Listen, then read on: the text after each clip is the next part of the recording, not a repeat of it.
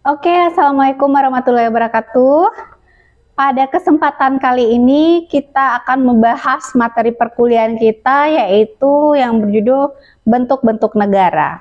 Nah, kalau kita lihat dari segi bentuk-bentuk negara, negara itu sebenarnya banyak bentuknya.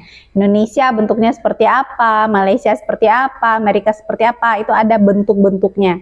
Nah, kalau dibedakan dari bentuk pemerintahan dan bentuk sistem pemerintahan, bentuk negara adalah terkait dengan susunan negara, apakah bersusun tunggal ataupun bersusun jamak.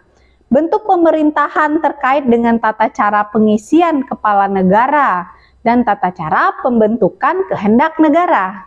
Nah, kemudian bentuk sistem pemerintahan terkait dengan hubungannya dengan kekuasaan eksekutif dan parlemen. Jadi seperti itu bentuk pembedaan negara dari segi bentuk pemerintahan dan sistem pemerintahan itu sendiri. Nah, kalau dilihat dari segi pendapat ahli, yaitu pendapat Plato, bentuk negara itu terbagi menjadi 5. Yang pertama, bentuk negara aristokrasi. Kemudian, bentuk negara aristokrasi ini adalah berdasarkan cendekiawan atau keadilan. Kemudian yang kedua, bentuk negara itu ada bentuk negara timokrasi, yaitu berdasarkan kemasyhuran. Yang ketiga, menurut Plato, bentuk negara itu adalah bentuk negara oligarki, yaitu negara hartawan. Nah, kemudian ada bentuk negara yaitu bentuk negara demokrasi, yaitunya berkedaulatan rakyat. Yang terakhir ada bentuk negara tirani. Negara tirani kita sering dengar ya. Apa itu? Negara yang absolut atau sewenang-wenang oleh pemerintahan pusatnya. Itu dia, negara tirani.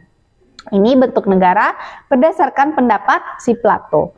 Kemudian Aristoteles juga mengkelompokkan bentuk negara itu berdasarkan monarki, aristokrasi, dan politia. Nah, di sini terjadi pemberosotan, ya. Apa pemberosotannya di sini?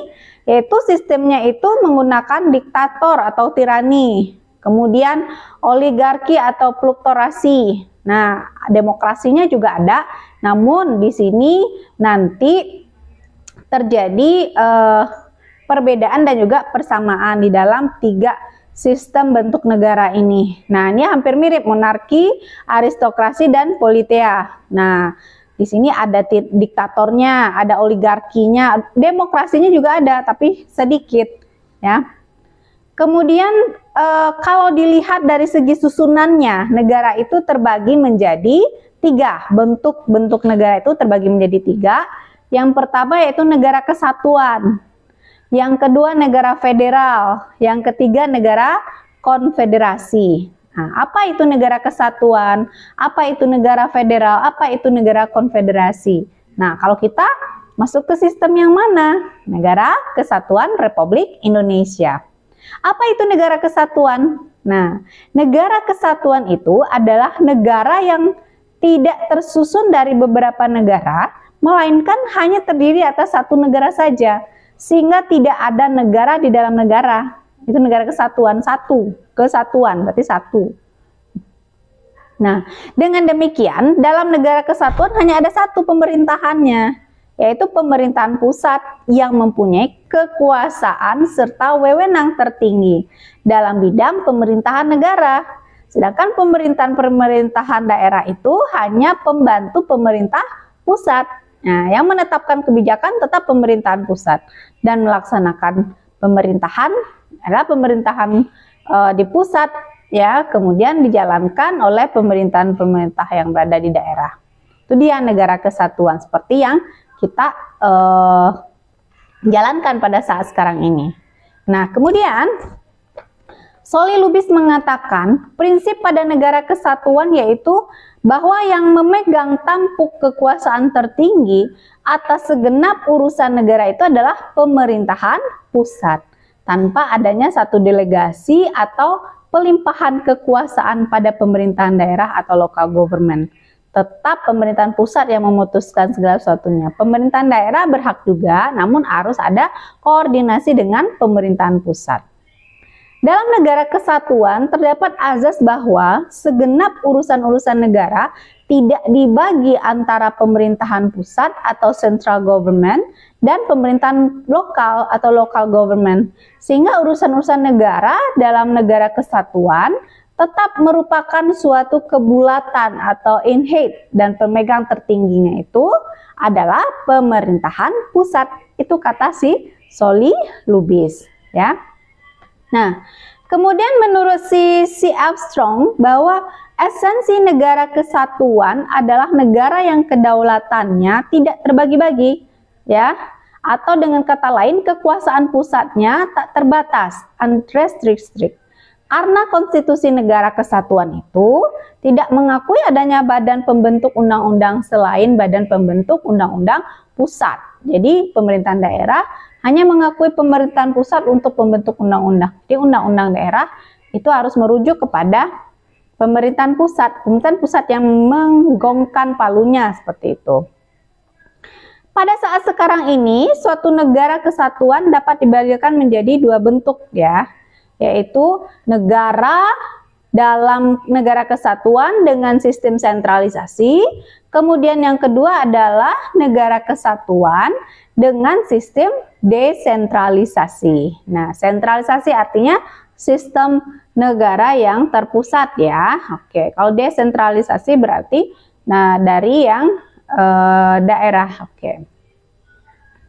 Kemudian negara federal. Apa itu negara federal? Nah, kita lihat ya, kalau negara-negara barat itu banyak yang menganut sistem negara-negara federal. Negara federal atau negara serikat adalah negara yang bersusun jamak. Nah, kayak Amerika Serikat, namanya aja Amerika Serikat, berarti ada serikat. Berarti artinya dia bersusun jamak, bersusun banyak.